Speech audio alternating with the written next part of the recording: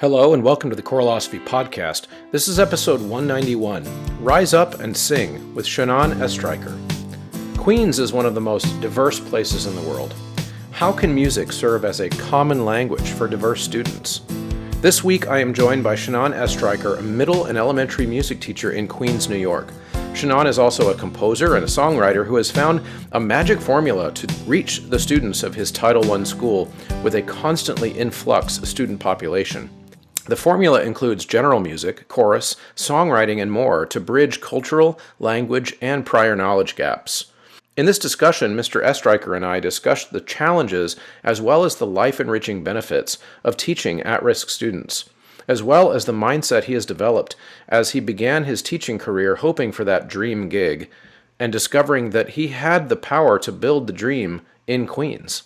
Many teachers burn out in Title I schools, but Shanan provides an inspiring story of how a teacher can make a difference in the lives of kids that desperately need a reason to come to school.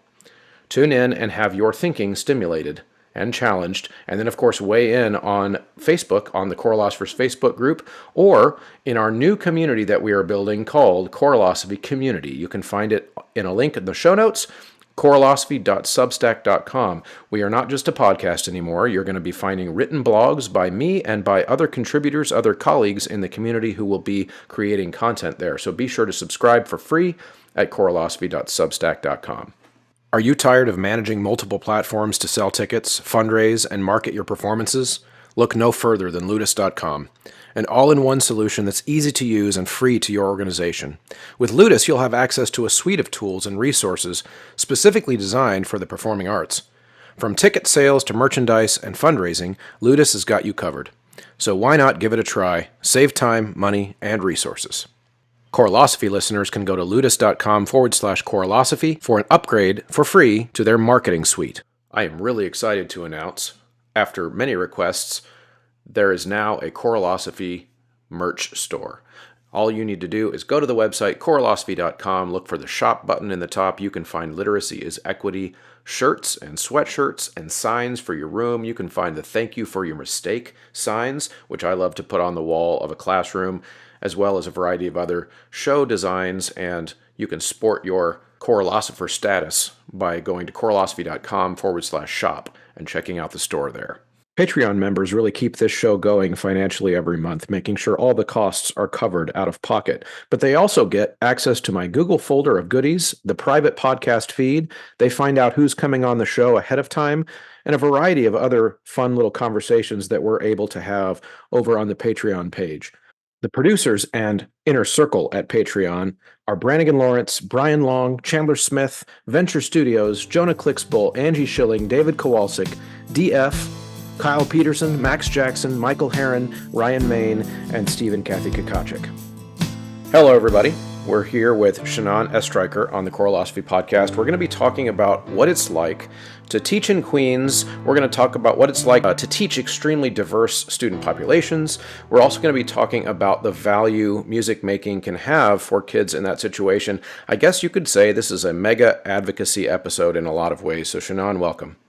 Yeah, thank you so much for having me. And I just want to thank you also for your work with Choralosophy. You know, us music educators and choral educators, choral directors, you know, this is an invaluable resource for us. I just want to thank you, and it's a real honor to be part of it. And I hope that, you know, something I say might be a benefit to somebody else. So thank you.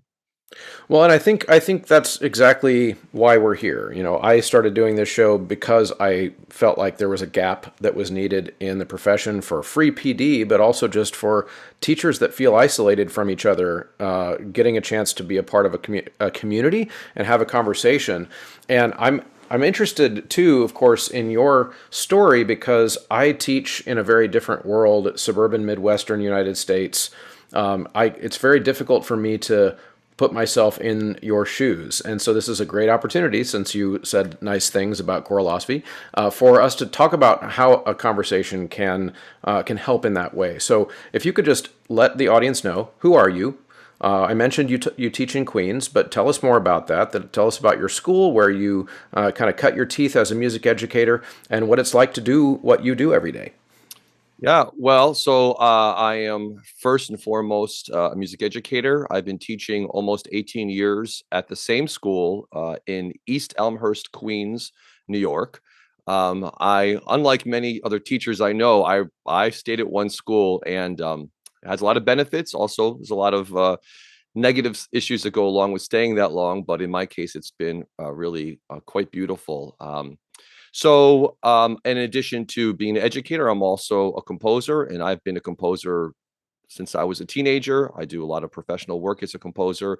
I'm also a singer-songwriter. I've spent many years performing, with the guitar and the piano, and I did 5 albums years ago. And so I am what I consider a music educator, a music maker, and I think those two things for me cannot be separated in my life.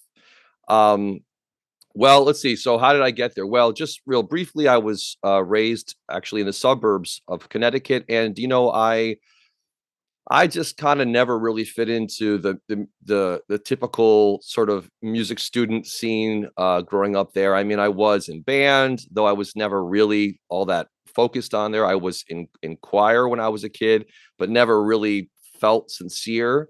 In the suburbs, there's just those big choirs, and there's a lot of kids, and I don't know, it just didn't feel right for me. So my musical experiences growing up that were most profound are actually working as a songwriter, and I performed even when I was in middle school and high school, and I did recordings back then.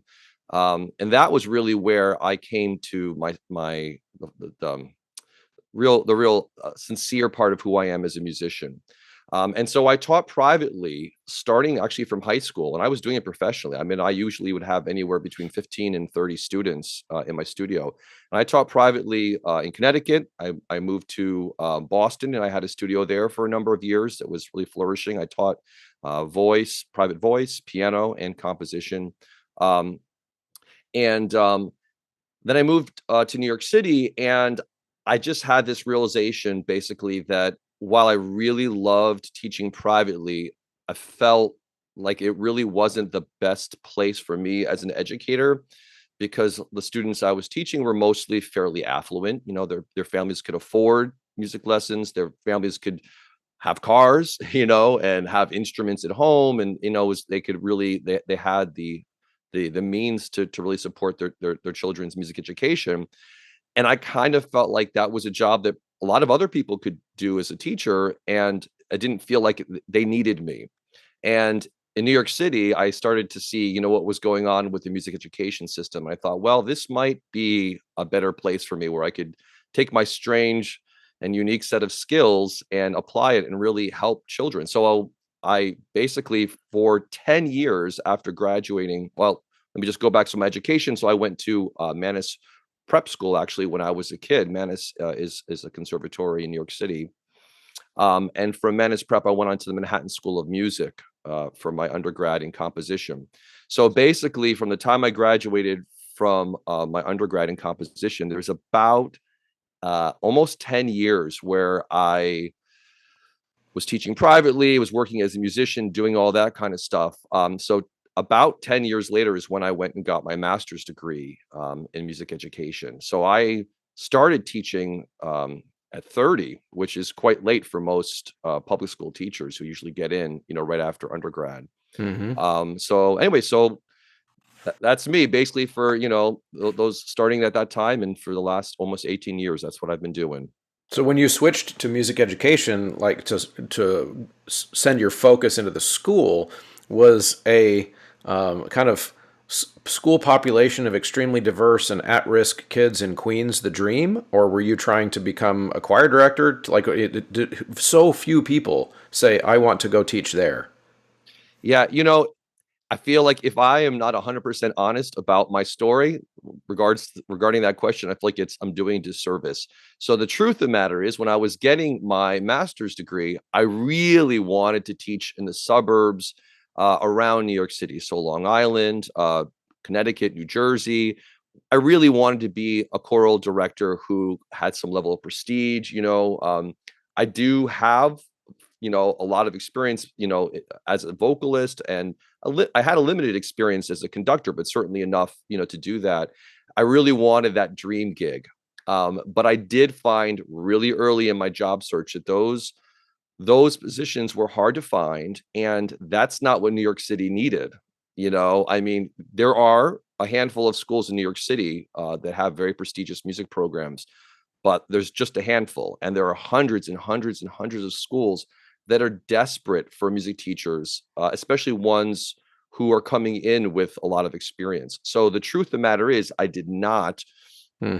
want to teach at the where I am now initially. I still wanted to have a nicer job, as far as, maybe perhaps a more affluent community. But the job that I got was in this neighborhood, and the students are all what we often call at risk, and it was very, very difficult because I got in there and they had not had a music teacher for their middle school.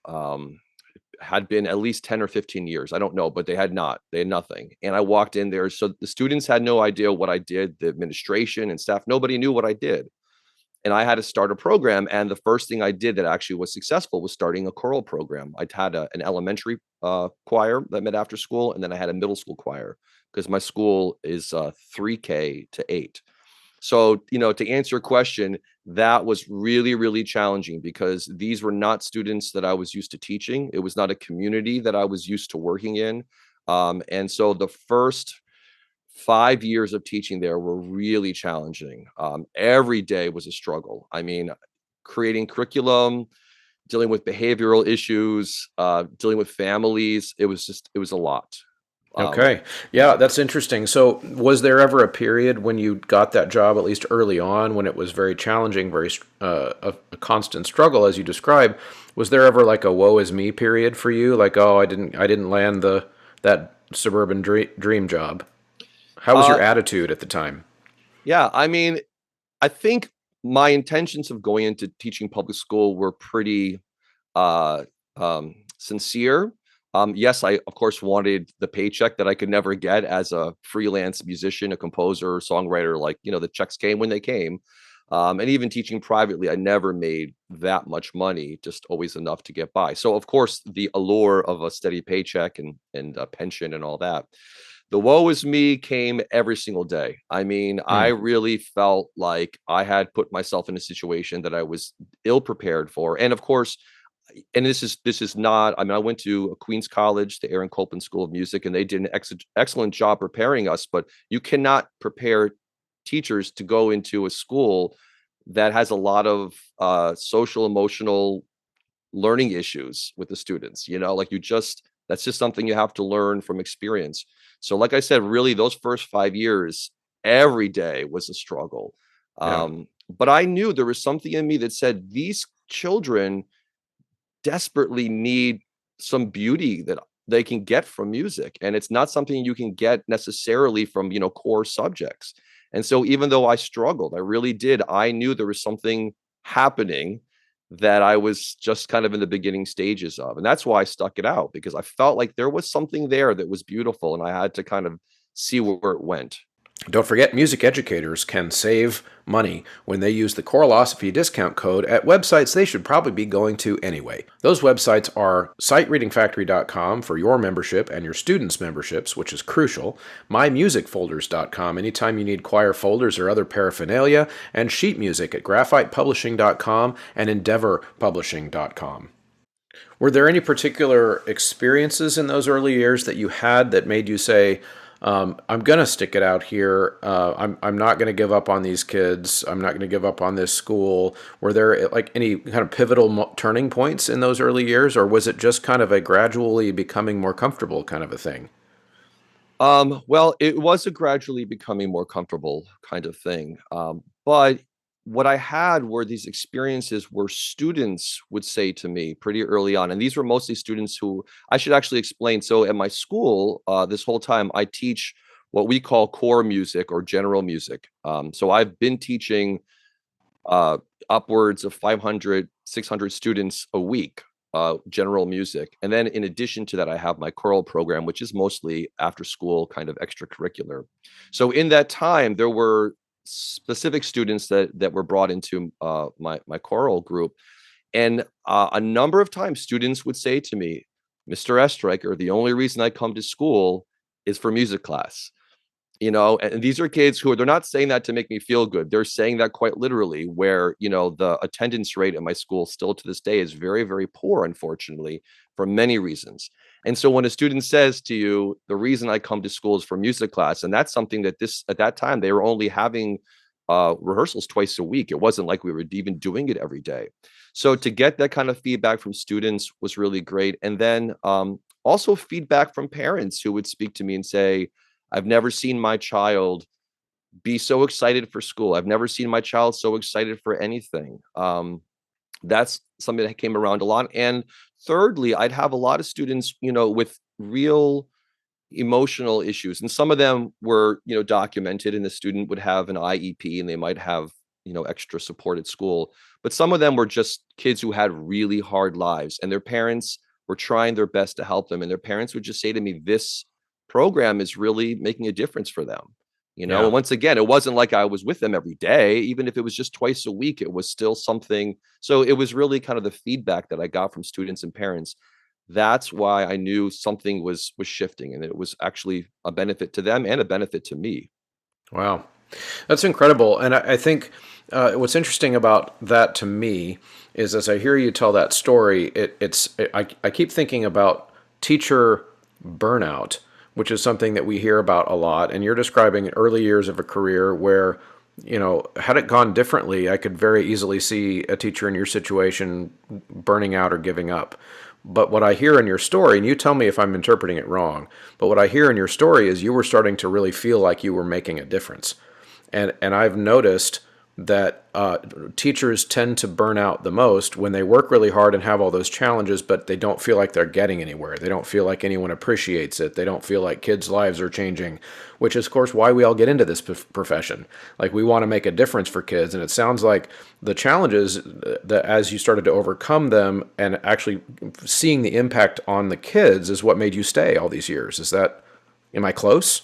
You nailed it. Perfect. I mean, the reality is, and I've worked with a lot of student teachers in the CUNY system and also from NYU.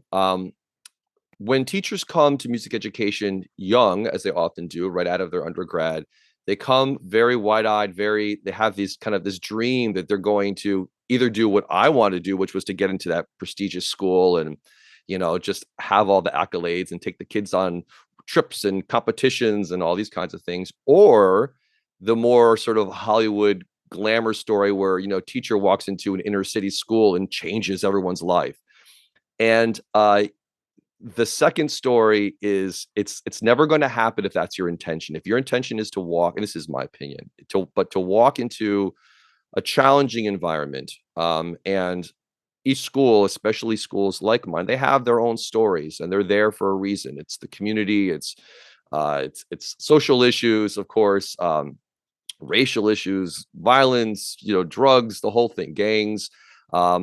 And you walk into a situation like that and you think you're going to fix it, you're automatically going to be defeated, because the reality is you cannot fix that. That problem is systemic and it's very deep. Sometimes, it might even be generational.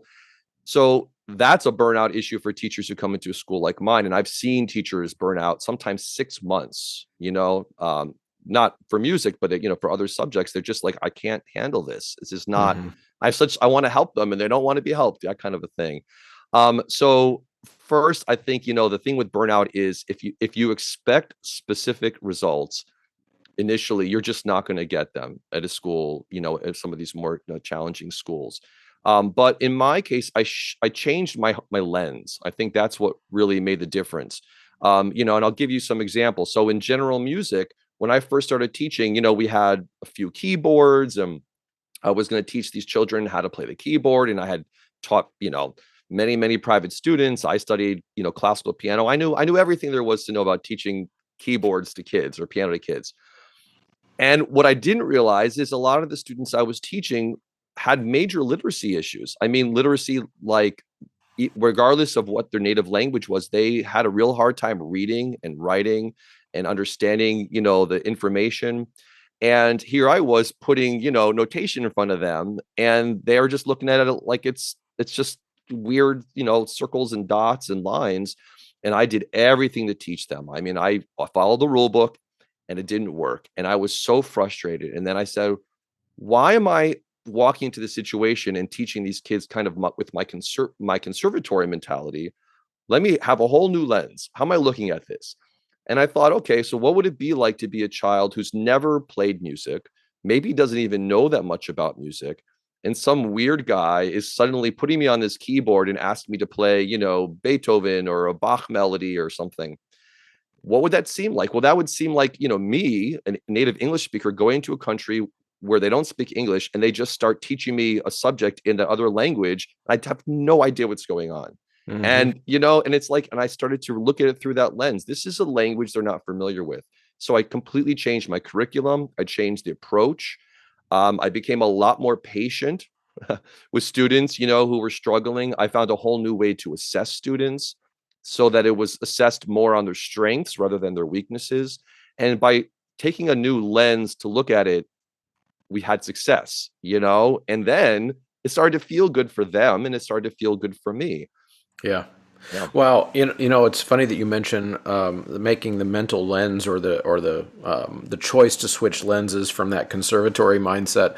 My degrees are from conservatory also, and I have this memory of my early teaching career where I started to realize that the pedagogy courses that I was taught in my master's degree or my bachelor's degree from the conservatory in Kansas City, I can look back on them now and I could rename them. I could name them the pedagogy of teaching kids who really badly want to be good musicians, which, like a lot of the things I learned, were really good. If assuming your student really badly wants to become a good musician, what will they then be willing to do and try?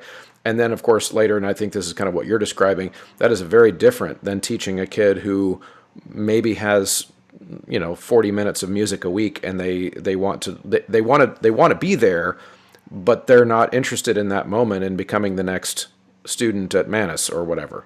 You know what I mean? Yeah, I do. And I'll even go a step further. You said they want to be there. I mean, those first 5 years, I had a lot more students who did not want to be in my class Sure. than students. And I Hmm. don't mean like, I know that maybe perhaps more like the way that I grew up in the suburbs. Oh, you had to take your whatever the arts classes to graduate, the high school or whatever it is, you had to take math class. No, I had a lot of students who are very hostile towards learning music because they said to me, and I quote, I don't need this. This doesn't make any sense. This is nothing I need in my life. You know what I mean? And I'm like, so now I have to justify to children, also to administration at that time, why this is important. And arts advocacy is really hard. I mean, we can go to our the data that's been collected. There's been lots of wonderful studies. We all read these, great studies that have been documented, and we have to read them, of course, when we were in college to become educators. But that has no connection to what's really happening in most schools. The reality is, right, why am I sitting in a classroom and this guy is making me sing songs, play drums, play keyboard? Why do I have to do this? I mean, they know they have to do them. And this ties into the culture of testing, because one of the biggest issues that I have faced, and I know many of my colleagues have, is that the students are programmed to know now they have to take a state exam in New York for math, and they have to take a state exam for English language arts. Those exams are the only metrics that really mean anything for their learning. And even, their other classes, it doesn't mean as much. Yeah. And so, so music, I've heard many teachers say, oh, I hope that they start to test music. And I think, I don't know if that's good or bad, because it's a different way of looking at of art. Yeah, I'm glad you brought that up. That's a pet peeve of mine. Every time I hear that, I say no, no, thank you, and please no. I don't want politicians touching music curriculum, because that's essentially what would happen. If we're talking about state standardized testing for music, that would mean the politicians get to decide.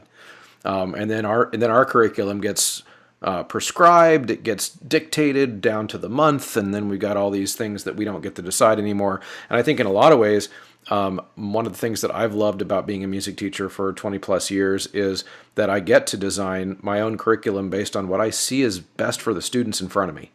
And it can evolve and it can change. My math colleagues and my history colleagues down the hall, They've got to teach the same content to every single different group of kids down to the letter, whether the kids are ready for that content or not from year to year. And I think we're really lucky as music teachers to not have to do that. Thoughts?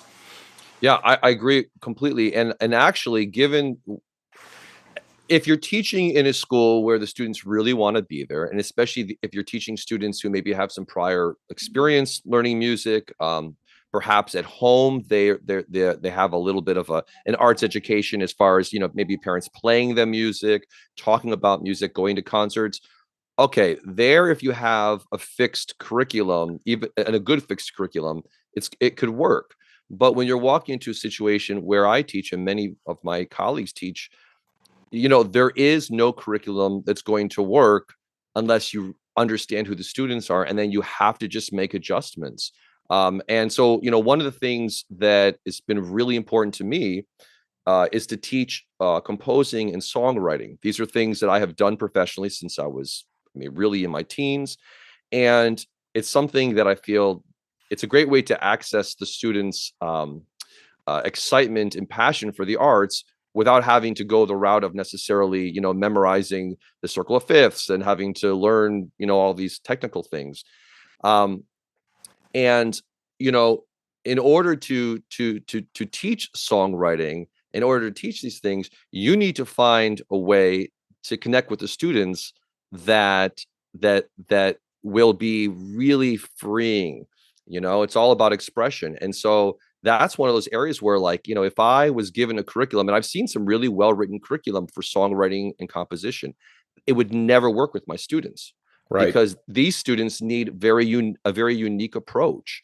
And it's just been a real gift to be able to teach something a little bit challenging like songwriting and composition to students who, many of them have so many learning issues, and many of them, they just struggle in school.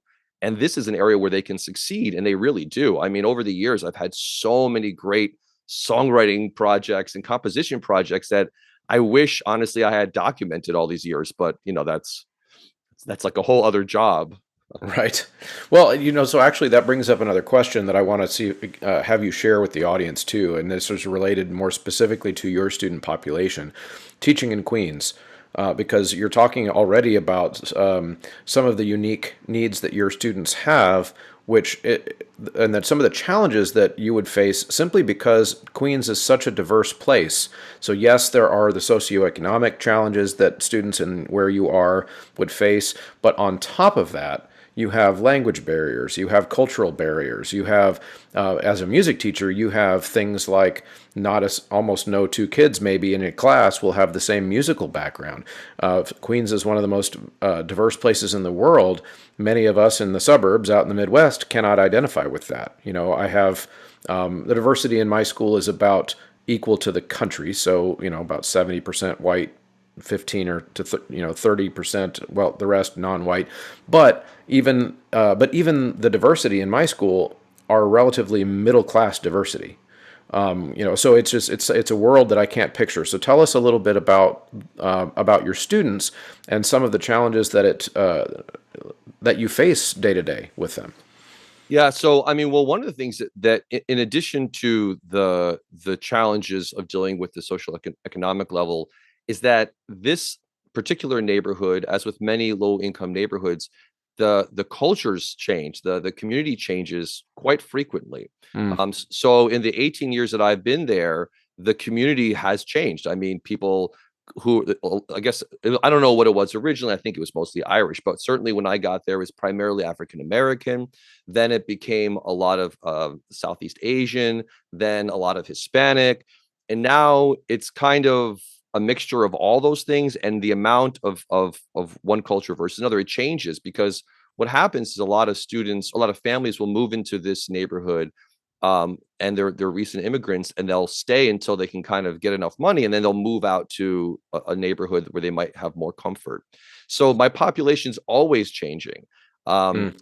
and so the challenges that come up is that, certainly, in general, language is an issue. I have many students in my classes And I'm not just talking about classes for English language learners. I mean, just even general classes. There will be students who don't speak any English, and there will be students in that class who don't speak their language. So there's not even a translator. And so, and they'll come into the music classroom with very limited education and no music education. And they come in, I mean, just this week, I had a couple students come in who no English, no music experience, and they're coming in March, and Right. so the challenge, and this, I'm so used to this, that the challenge has actually been a way for me to turn it into something positive, rather than looking at all these challenges. And so the language issue, the fact that a lot of students come to the school with no experience with music, and I have to kind of teach them why music is important.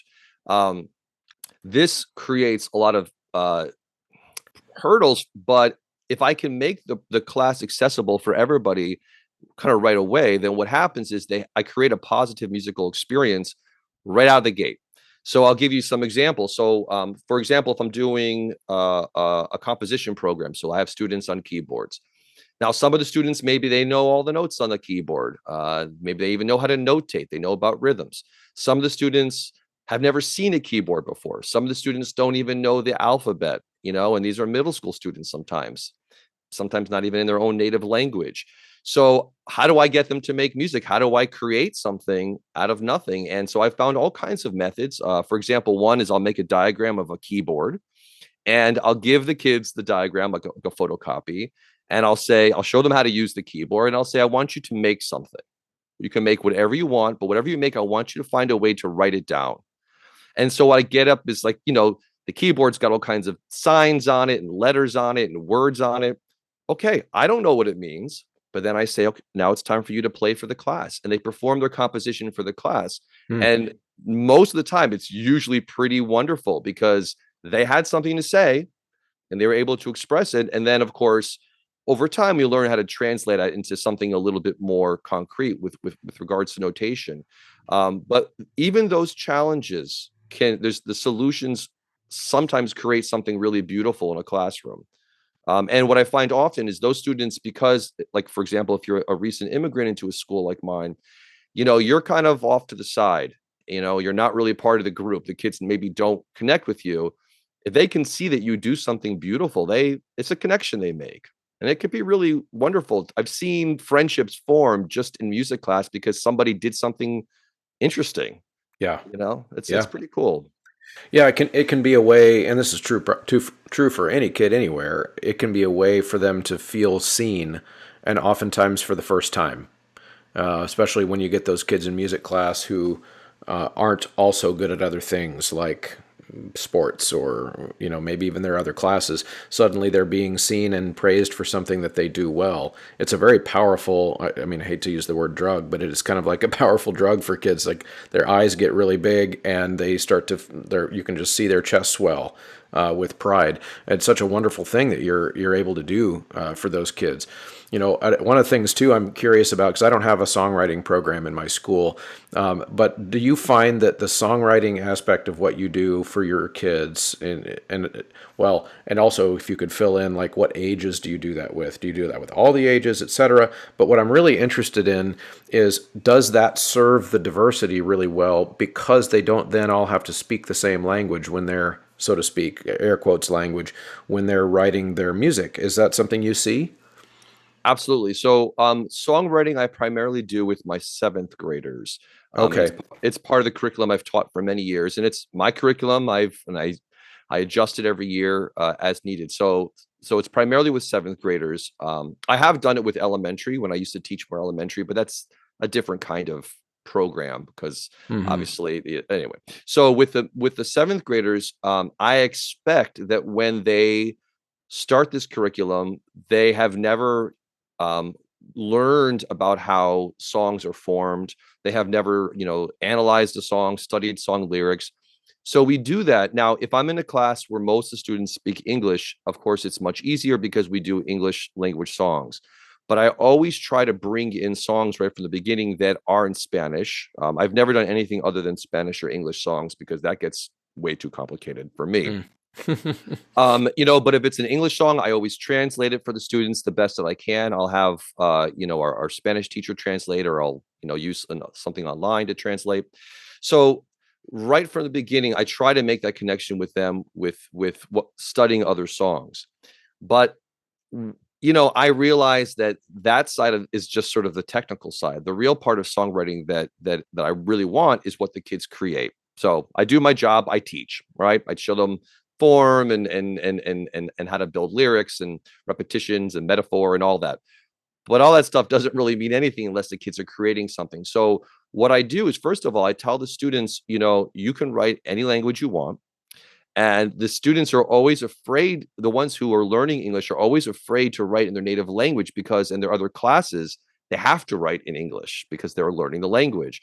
And I say to them, this songwriting is about expressing the deepest parts of who you are, your experience, and to try to do that in a foreign language that you're not ready to do is just going to stifle you.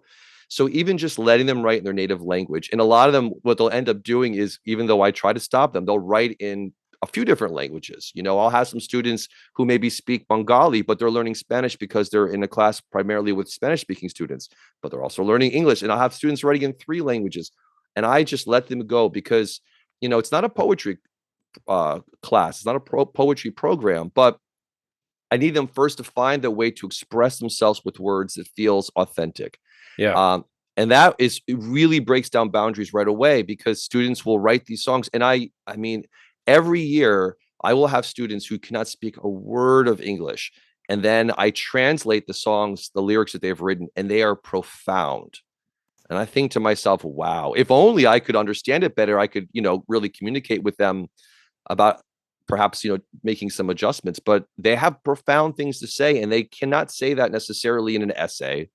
They can't Yeah. say that, even if a teacher said to write poetry and follow this form, there's something about song that is so deep and deeply embedded in the human. We know song. So that for sure is a great way to help with the diversity of student and to find success right away. It always works, always. Yeah. Now, at the beginning, when you were introducing yourself, you made the reference to being a music educator and a music maker, and you work with your kids in these, from these variety of backgrounds, and they're making music in a lot of different ways. You do a choir with them. You do these songwriting units and some general music, and all. It's kind of I almost am picturing your life as kind of a musical jack of all trades with the kids, which is really interesting. But then, of course, you also maintain a musical life of your own, which I'm hugely passionate about, and I know you are too. Of what does that mean for you, and what does it mean for your students to see that not only are you teaching these things, but you're a practitioner of these things outside of school as well? Yeah, I thank you for asking. I feel like I always have to be very careful. I've worked with many student teachers, as I said, and you know, I like to not be preachy about how to be a music teacher, because I think everybody has to find their way. Um, Once again, this is what's wonderful about teaching the arts. There are no exact rules. I suspect if you're teaching in a conservatory, things get more rigid because you have a syllabus and all that. But so for the students right from the beginning, it was really helpful to see that their music teacher was practicing what he preached. So when I do composition classes a lot with my sixth graders, and it depends on the year, but I do that a lot with sixth graders, do these composition projects. For me to actually play them compositions of mine means so much, because instead of me just saying, okay, I want you to be creative, I say, okay, here's something that I've made. Now I want you to make something too, and the students feel like, it's a lot easier to teach composition and songwriting when it's something that you do. It doesn't have to be professional at all, but it is something that you do. So that's one thing. That the second is for my students to know that I live a life as a music maker. I think it means a lot, because I draw so much joy from having a musical life outside of school. It brings me immense pleasure. And when I come to school, I can bring that joy into the classroom. And that's a gift that I think it's more challenging if you're teaching other subjects. I mean, I imagine if you were a math teacher and you were at home always working on formulas and stuff, but that's not kind of a normal life. I mean, that's more for like higher academia. And then probably you're not so joyful because probably, but in the arts, it's like if you can spend time making art at any level, whether it's just for fun at home or it's professional, it will really fuel you. And then when you walk into the classroom, you can kind of that joy, that passion will spill over. Um, and I have to say, honestly speaking, I have met many teachers who are far better music educators than me. I mean, there's just some people who are like the teachers' teachers, like they just have all the techniques. They know all of the choral repertoire. They can do it all. I'm not that guy. That's not my strength, and I wish it was, but that's not, it's not my story. It's not how I got to where I am. My story is I'm a person who's made music, and that's what I can bring to the table. And so that's been really great. And specifically, it's been really nice over the years for students to see that their teacher's also working professionally. And so I'll share with them albums I put out. I'll share with them concerts of pieces I have that are being performed. And now, of course, with social media, my students are finding out more about me than perhaps I would like them to know. But they're like, "Oh, I didn't know you did this thing. You have this concert coming up." And I try not to, I don't use my classroom as an opportunity to get Spotify hits or anything like that, but it's cool. And the students get really excited. And on a very practical level, when we're doing songwriting, it's the first thing I tell the students is I expect you to be vulnerable and I expect you to share your emotions in this class in an appropriate way, right? I'm not a guidance counselor. We're not going to talk about our deep, deep feelings, but I want you to try to do that in song. Now, for me to tell them that, but not to do it myself just seems kind of hypocritical. So the very first thing I do when I'm teaching them songwriting, even if they don't speak English, is I share usually one or two songs of mine that are very emotional.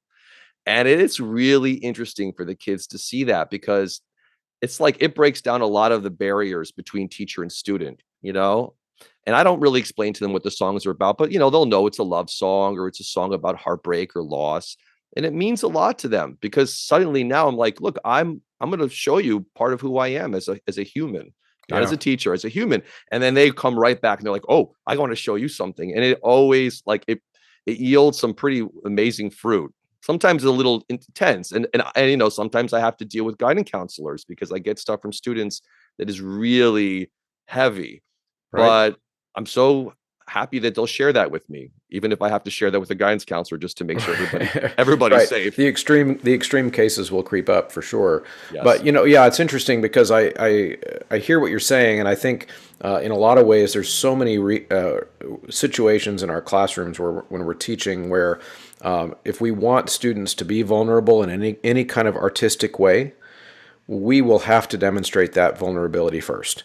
Especially kids coming into new spaces and being guarded in so many ways when they see the adult in the room, demonstrating that it's safe to do that. Whether in your case to show a song that was exposing something raw inside of you, that you're allowing them to then see, it makes it feel safer for them to do that. So I applaud you. That's awesome. And I was also thinking, as you were telling your story too, about earlier when we were talking about burnout, and I'm thinking about the things that teachers do even in our own lives. It's one thing to say, yeah, we're making a difference in our kids' lives, but I also think what you're describing is another kind of burnout tip, which is when we make music ourselves as music educators, we're also feeding our own passion that oftentimes is what got us into teaching music in the first place.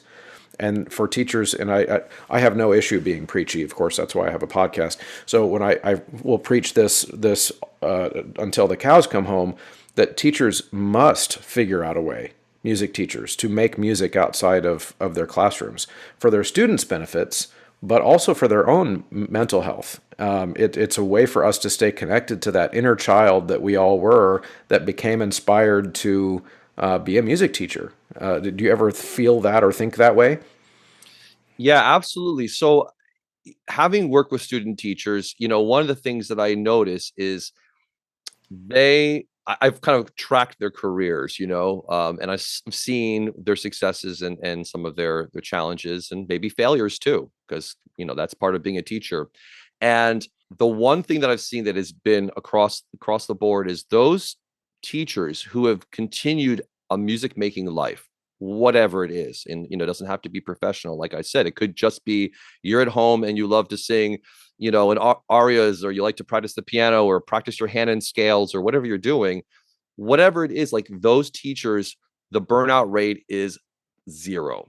And the reason is because they have fed, as you said, they sort of fed that sort of that need, but also they don't put all of their expectations into their students for the art making. And this is and I know this on the choral level, it's really difficult for me because when I'm working with my choir, I want them to do something profound and beautiful. I make it something realistic. It could be a level 1, level 2 choral piece. It's just 2 parts, whatever. But I want it to be beautiful because that's what I want as an artist. I want to make beauty and I want people to be in awe. But the students sometimes can't do it, and it's not because they don't want to. It's because, well, most of them are new singers and most of them, all the things that we've discussed, they don't have the experience. And then I get frustrated. And, I am happy to admit and sad to admit that I have definitely, gotten, had been less than pleasurable to work with as a teacher, because sometimes I get upset, that they're not making the sound I want. And that's not the kind of teacher I want to be. I don't want to be the teacher that gets upset with the students because their vowels aren't round enough, or because the crescendo is starting too loud, and so one of the ways I can deal with that is always by trying to feed myself artistically. So that when I come to them and I say, I want a level 10 performance and you give me a level 5, let's enjoy the level 5 and let's talk about what that was and let's see how we can grow. Also, in speaking about vulnerability, I wanted to bring up, as a choral director, it's a hard thing for us because when we're working with students, we often don't think about ourselves as singers. We think about our hands, we think about our musical intentions, we think about their voices. But at least from my experience, if I can come to them with the vulnerability of my own singing voice, the things that it does well, also the things it doesn't do well, it really helps them. And working with middle school boys, I don't have to say that, like, there's a lot of insecurity that they face because their voices are changing daily. I mean, I've had middle school boys' voices who change within the rehearsal. And they come up to me at the end and say, oh, I can't hit this note, but I hit it at the beginning. And what's wrong? And how, so if I can sing for them with a real emotional vulnerability, it makes the world of a difference, because then they see not only can they make something beautiful as I demonstrate, but they can also have the problems. I'll sing and my voice will crack. I will sing and I'll say, oh, today my voice I'm not in good voice. I'm having some raspiness, and it helps them see that, like, we're humans trying to make music out of this really challenging instrument, especially for that age group. Yeah. So that definitely ties in as well. Yeah, that's great. I agree. I think what I'd like to do next, if it's okay, since we've been kind of talking about the ways in which you're sharing artistically with the kids, let's talk about your life as a composer. Because, of course, we've talked about the songwriting aspect, but you also write choral music, and you've created all kinds of things in that vein, but also projects with your kids. I came across the video that you guys made years ago. I think it was called Rise Up and Sing, and it was about a song, like started with a song that you had written and then became like a documentary, and it was super cool. Will you tell that story and then talk to us a little bit about some of your choral compositions too? Yeah, well, thank you for bringing that up. I mean, I think it's a little bit of it's the project I'm most proud of as a teacher and as a musician. And it probably will be even when I retire. So I'm always really honored to speak about it.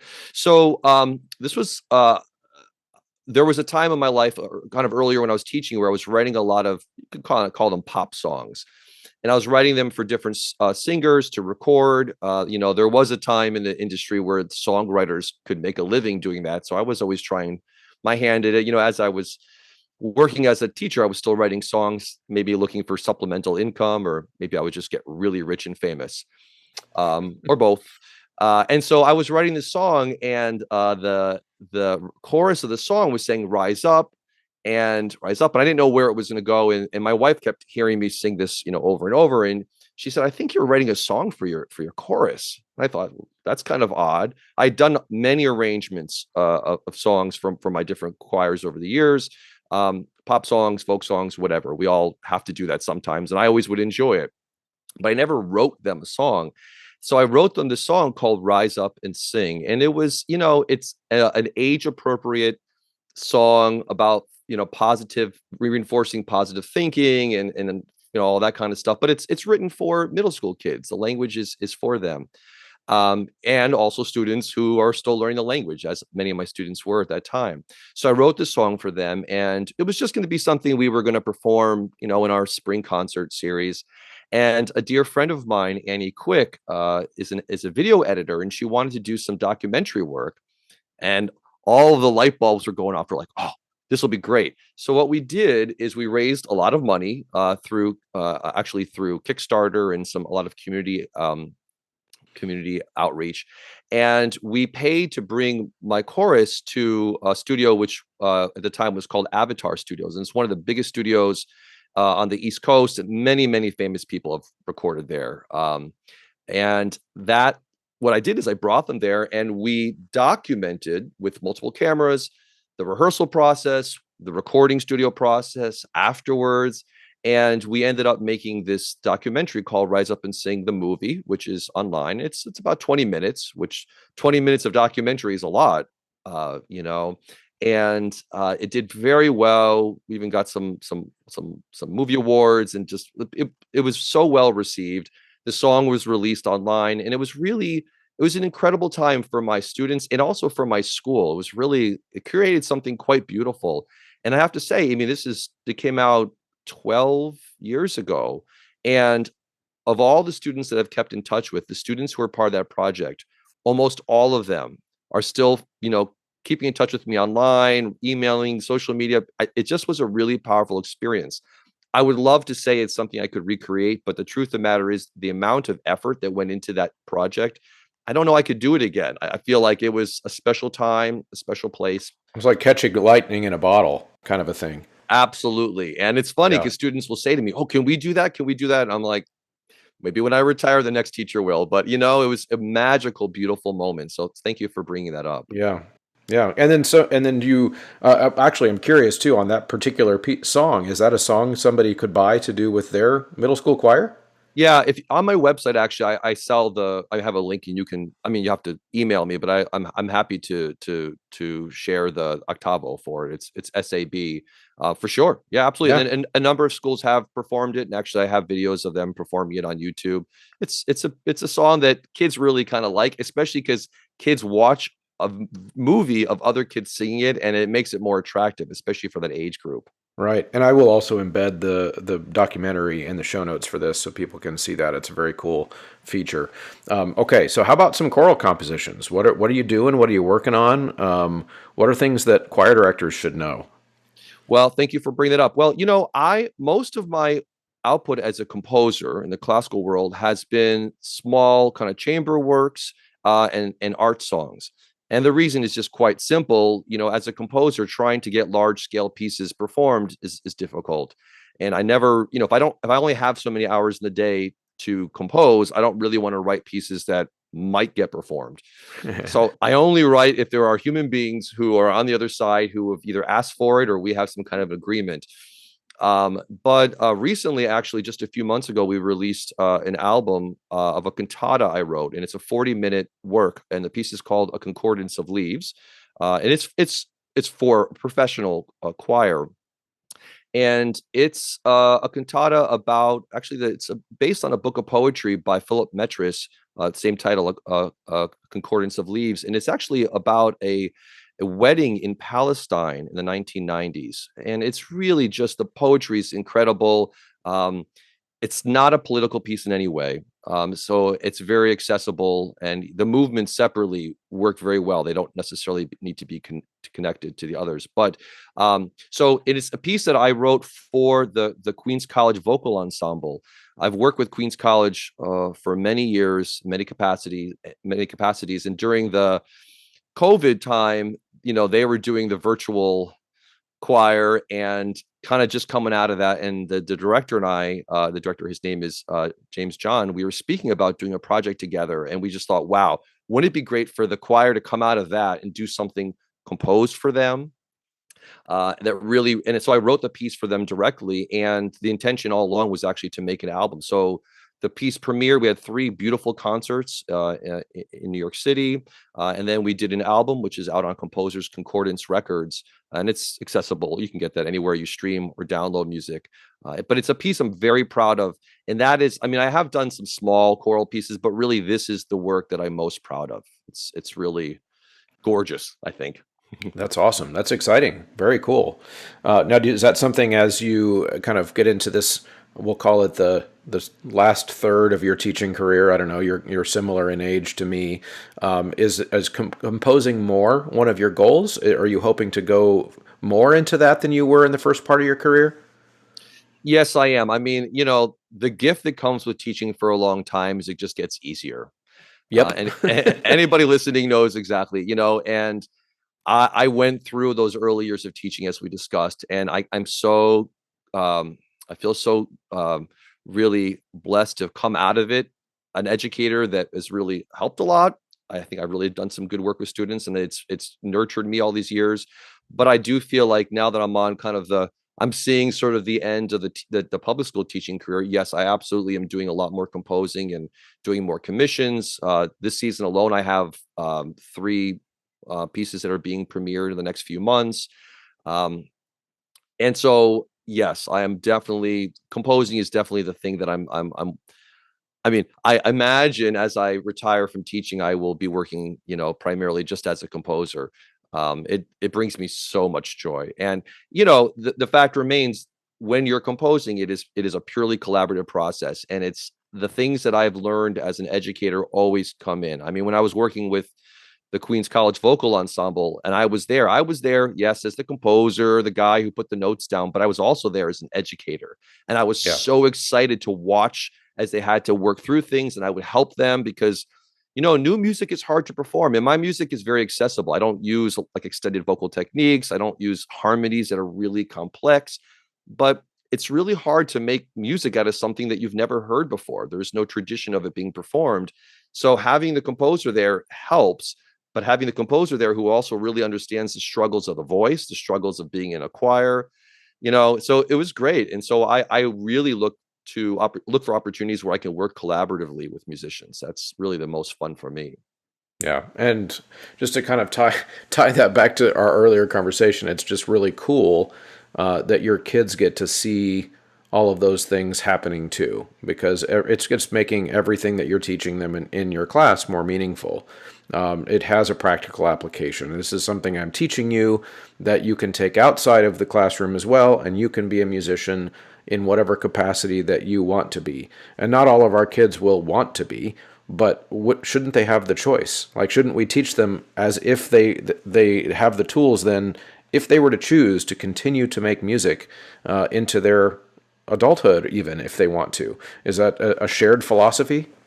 Yes, and it's so actually last year when this cantata premiered, I took my choir with me, and they It's came. awesome. It was a daytime performance, which just worked out. I don't like to take them to evening performances unless I have to, because that's difficult.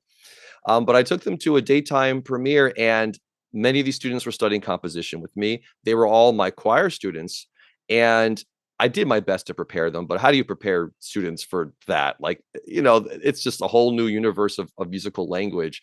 And it was a really profound experience. And also going on stage and speaking to the audience, and then, recognizing publicly that my choir was sitting there in the audience. I mean, it just was really beautiful.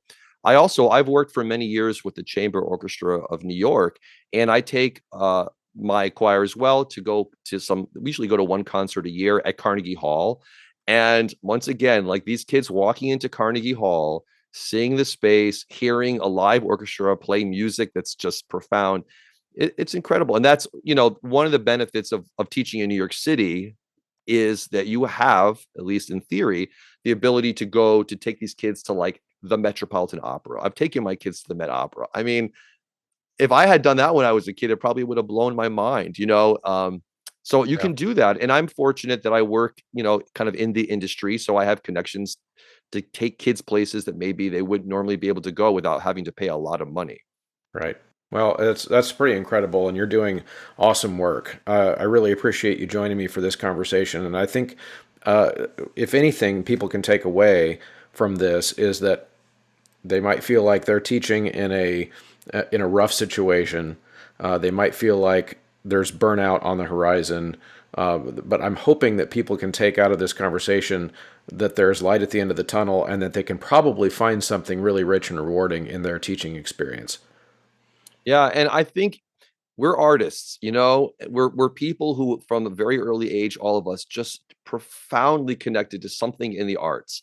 And whether it's singing or instruments or, whatever it is, if we can find that joy in us. You had mentioned kind of like a childlike joy, and it's hard. And, I just feel like it's so different for everybody, but there's something so profound and beautiful about those earlier musical experiences that we've had that really changed us. If you can kind of hold on to that, it really takes you through those challenging moments. And as I'm, moving towards the end of a teaching career, that same initial joy has really just blossomed. And it's not blossomed because of my music making. Ultimately, it's blossomed because of all the music I've made with these children. I mean, Yeah. it's been thousands and thousands of children who have just, even from simple songs that they've sang or, drumming circles or whatever it is, like there's such a joy in that. And that's an incredible gift that, can't be beat. It is a drug, like you said. I'll say Yeah, it. we're lucky to do what we do. Well, Shanan, thank you so much for joining me. This has been a great conversation. And thank you so much. It's been a real pleasure. Thank you all for listening to this episode. As always, the way that we keep Choralosophy moving into the future, we just hit 5 years, and the way we hit 5 more years and continue to grow and expand, the way that this platform can be valuable to you, the listener, and can continue to be valuable to the music education landscape is you being involved. The ways that you can be involved, of course, are entering the Choralosophy promo code at all the websites that allow that. They are amazing partners that have been with us mostly since the beginning. That's sitereadingfactory.com, mymusicfolders.com. That is also endeavorpublishing.com and graphitepublishing.com. You can also, of course, go over to Ludus and check out their products. You can do the things directly for the show that help, like go to patreon.com/Choralosophy and chip in $3 a month. And if you can't do any of those things, I just want you to join the conversation. So head on over to the Choralosophers Facebook page, like, share, leave comments anywhere that you're able to see the content. Those help other people join the conversation as well. We are building a movement here, and we want you to be a part of it. Thank you, everybody. We'll see you next time.